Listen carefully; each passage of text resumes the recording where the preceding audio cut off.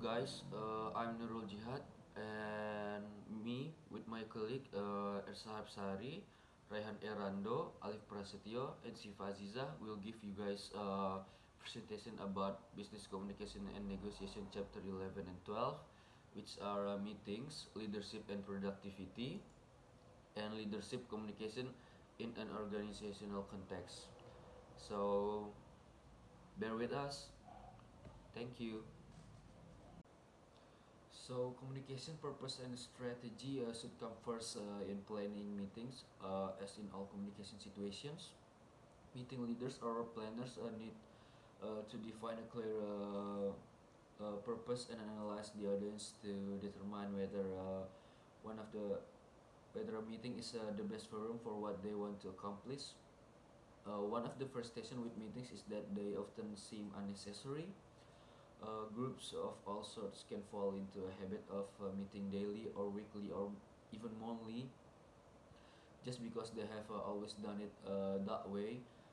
So beyond tradition or habit, they have no other reason for meeting. Even without what appears to be a specific business purpose, meeting periodically can be beneficial. For example, meetings can increase team, department, or company camaraderie. In company meetings, people see others they may not ordinarily see and feel connected to a larger group as a whole. So meetings with no specific business objective might have motivation, recreation, or networking as their purpose. All potentially important in a certain organization, seasonal context. So the frustration can cause when attendees feel as if a meeting accomplishes nothing, could perhaps be minimized by making it clear that the purpose for meeting is motivation, recreation, or networking. On the other hand, perhaps instead of a so-called meeting, so when the group or company really needs is a social gathering or a party. So next is consider purpose. No set rules apply to answer the question when is a meeting the best forum. So referring to the four typical purpose for communication in a professional settings, that is first to inform, um, second to persuade, and then instruct or engage. So it will help most of us to decide. For instance, if our primary purpose is to inform, we should ask if a meeting is required to convey the information, or would the intranet, a blog or forum post, or an email accomplish the goal more efficiently and effectively. If we decide our overall purpose is to instruct, then it's a meeting better for transferring the skills than an online instructional program. So consider audience. Next is consider audience. Leaders will also want to consider the audience. How do most of their colleagues and employees like to receive information? Does the organization have an online culture where people prefer to stay in their offices and communicate through text messages, or maybe even emails, even to person next door? Is the culture, on the other hand, one where people move up and down the halls and gather in the coffee room? Are the most introvert those who may prefer to work alone and may need meetings to pull them out of their offices, or extrovert those who need other people to feel energized but can become distracted from tasks if meeting occur too frequently? So with the purpose of the audience settled, when the purpose and the audience already settled, we can determine whether a meeting is the best forum for this communication using the following question to direct us in our decisions. So the first is what is the purpose? What do I hope or we hope to accomplish? Second, will a meeting accomplish that purpose more efficiently or more effectively? And the third, can I describe exactly the outcome I am seeking from the meeting? And the fourth, is our group more productive when we meet? Next is essential meeting planning. It is a preparation that we have before conducting a meeting. There are several things that we would consider before we held the meeting. First, we have to know the purpose. Second, we have to know the topic and the agenda. The third, we have to know who is involved, and then the time and the place taken, and also the information needed for the presentation. So the first one is knowing the purpose and the output. We should know whether the meeting is to inform, persuade, engage, instruct, or giving a report and or problem solving. In one meeting, it is impossible to have more than one purpose. The audience have to be informed what is the purpose of the meeting before it started. The second is defining the topics and an agenda in a meeting. We can know directly by identifying our objective and outputs that we want to have. We also have to estimate the transition from one to another, and also anticipate delay that might occur during the meeting.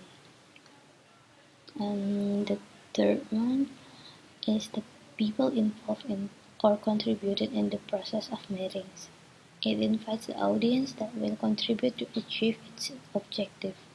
It is usually the decision maker, the budget holder, the one who will take action to the decision, someone expert, and also someone who is affected in the decision making. And next is the time they need to know for the attendees' availability in specific time. They have to know that the meeting should not take longer time. It is usually 16 until 19 minutes.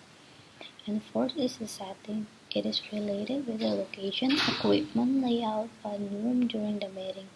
Types of meeting have different settings and seating arrangement. Someone who wants to have an open discussion will probably set the chair into the U shape and enables them to be face on face. But during virtual meetings, we have to make sure that every audience have received an email or notification so they won't miss the place and time for the meetings. And lastly, it is the information needed in the meeting, like a data or any supporting details that would help the presenter explain about the current topics. During this virtual forum, we have to know that they have a right link and a good connection. So, how to conduct a productive meeting? We need to share this, we as the leader and the attendees need to share the same language. And according to the book, there are 4 phases that we can do to unify the language between the leaders and the attendees. The first one is to decide on the decision-making approach that we will implement during the meeting. This phase needs to be in accordance with the organization culture, because we don't want to decide important things with an approach that is not familiar to with the people within an organization. So yes, and the next one is we need to really clarify about the roles and responsibilities both for the leaders and the attendees. And the third one, we need to establish ground rules to clarify about the terms and conditions during the meeting. And the last but not least is to choose problem solving approach, which we will discuss deeper in the next slide. So here we go. So here we are. We're going to discuss about the approaches to help us solving the problems that we encountered during the meeting. So the first one, we can do brainstorming. This is more on generating an exhaustive list of ideas quickly. So this is more on compiling people's ideas in one session or maybe more. And the next one, we can do ranking or rating. This is more on prioritizing the existing ideas. And the next one is sorting by category, which ensuring that our ideas are logical. And the next one is Edward de Bono's 6 thinking hats, which decide certain type or indicator, so that we as the people in the meeting share the same view and language. And the next one is opposition analysis, is more on looking at both sides of an issues. For example, the pros and cons and advantages and disadvantages. And the next one is decision trees, is more on differentiating areas of uncertainty and risk. And the next one is from to analysis. This is useful for like the changes of situations. And the next one is force field analysis, which is more on exploring the problems and determine approaches facilitate change in an organization. And the next one is the matrix. This is more on evaluating or diagnosing problems and difficulties, on making changes which may help the group decide which approach is the best to solve the problem. And the next one is framework. This is, I think, familiar to us.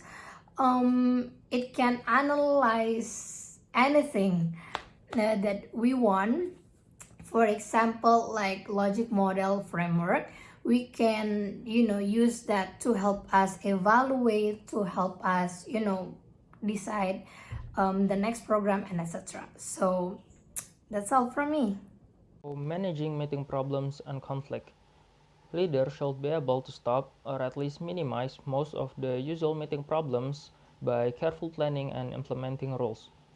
Meeting leaders and facilitators must be able to handle problems so it will not interfere with the meeting objective. Meeting leaders' main responsibilities are to plan the meeting, provide content, anticipate problems, and ensure process facilitation. And facilitators' main responsibilities is to ensure that process problems do not interfere with the success of the meeting. So, facilitators should be prepared to handle some problem. The first one is handling specific meeting problems. Sometimes problems arise during meetings that are tied to the personalities of the leader and the attendees than to issues under discussion. There are 2 things that can create problem, which is negativity and resistance to ideas. Negativity usually criticizes ideas without good reasons, where it can destroy morale and shut down creative thinking. The best way to stop negativity is to establish rules to prevent it. Facilitators' responsibility is to ensure that negative comments do not shut down constructive and productive discussion when looking for creative ideas. Resistance to ideas is similar to negativity, but the person may offer an opposing idea or roadblocks. Sometimes the leader might want to encourage the contrary ideas to inspire better ideas in a group discussion. But if the comments are disrupting the discussion progress, the facilitator should stop them. 4 techniques that can be used in this situation are clarify, verify, align, and probe. The second one is managing meeting conflict. When the common meeting problems turn into direct conflict, facilitators must manage the conflict before it interrupts the meeting progress and intrudes into the overall working environment. One popular technique often used by negotiators to manage this problem is asking individuals involved in conflict to apply different levels of assertiveness and cooperation.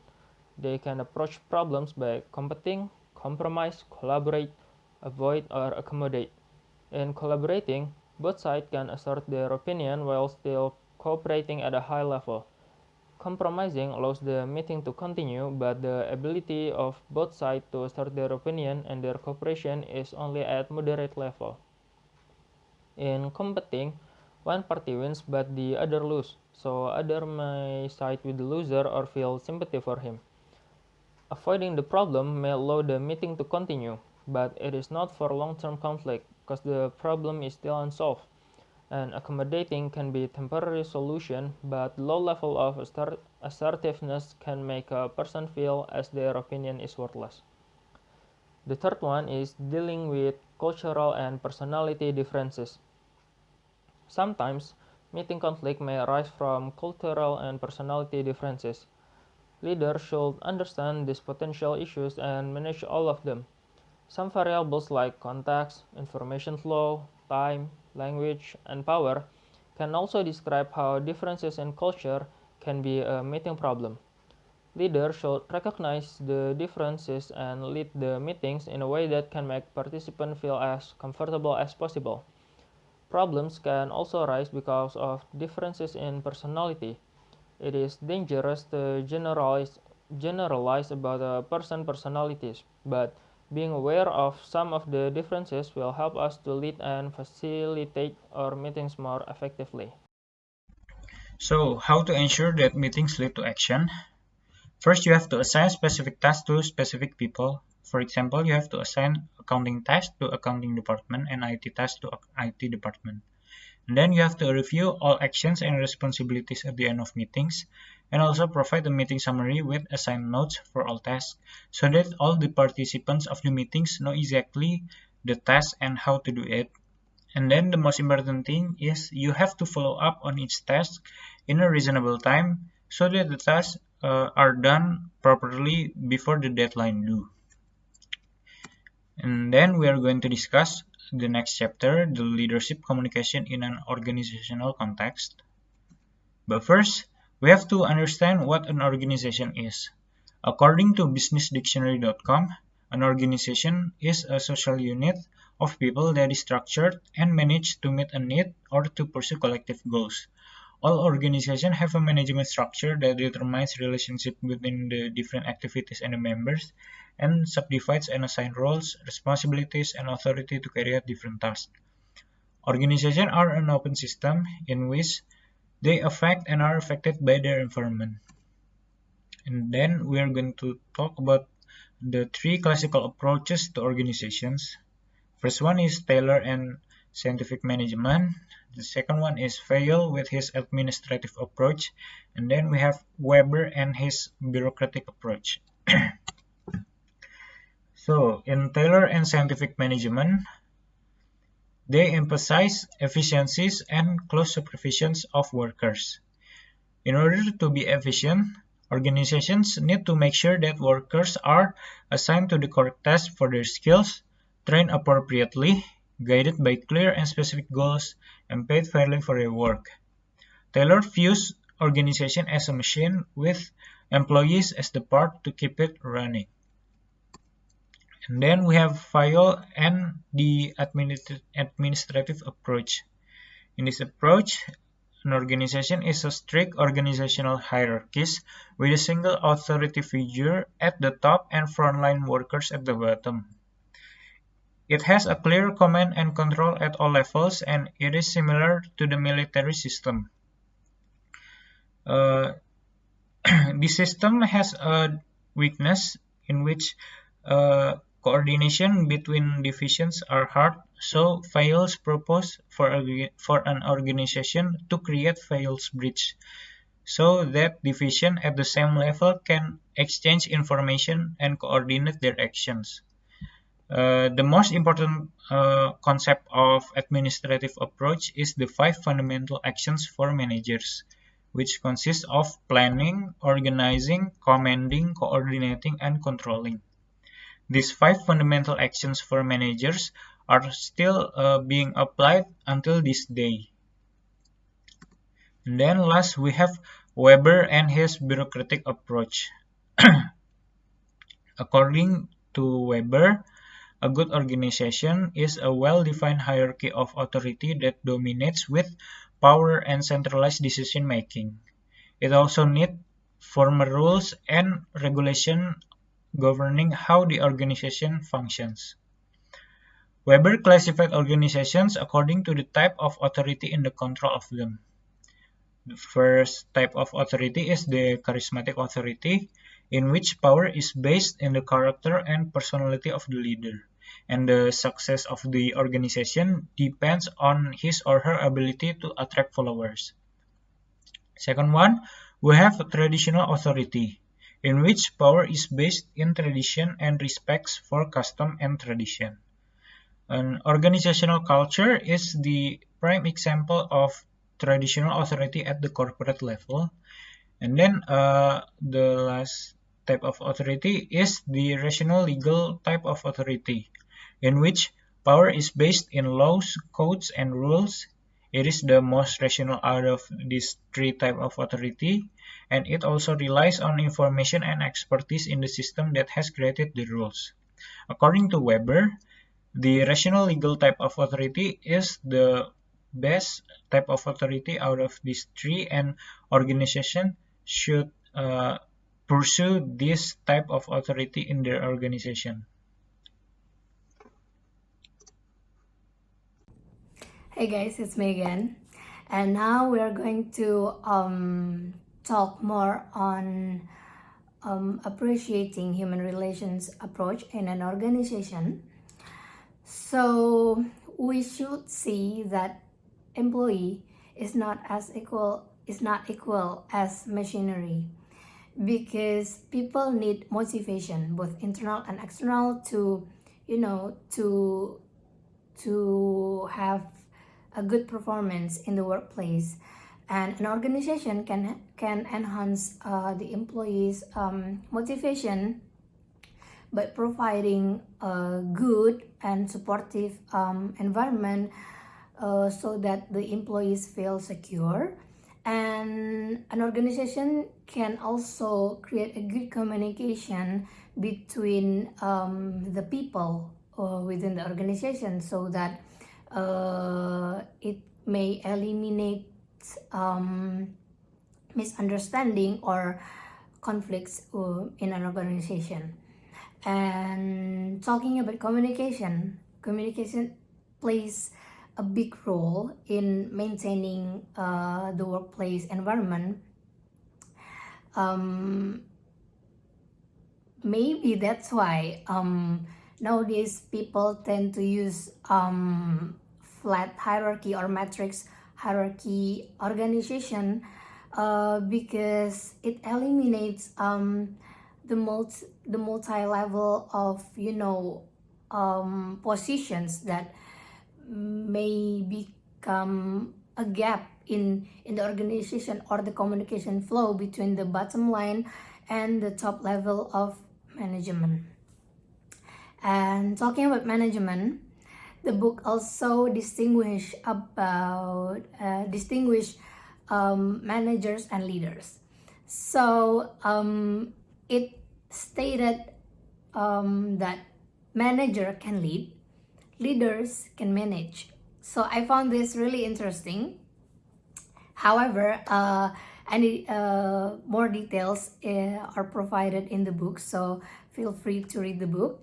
But the main role of leaders and managers is to create a good communication flow and motivate the people within an organization. So that's why we need to appreciate human relations, because it plays a big role in the organization and daily activities.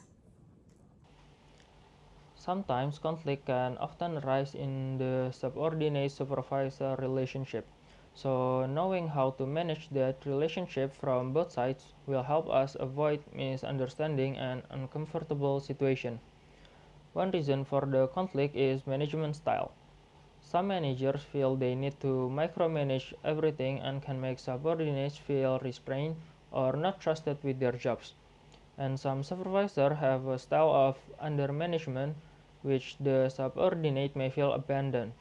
Supervisors who use either of these two styles may do so because this is how they have been managed in the past, or the style may come from their personality.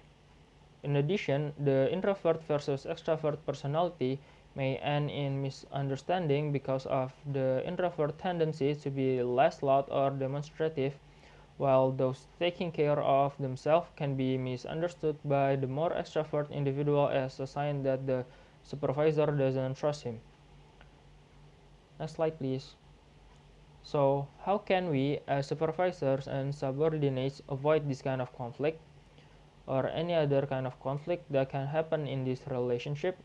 There are several main things that can affect the relationship between supervisors and subordinate, which is power, what kind of power and how is it used, then trust from both sides.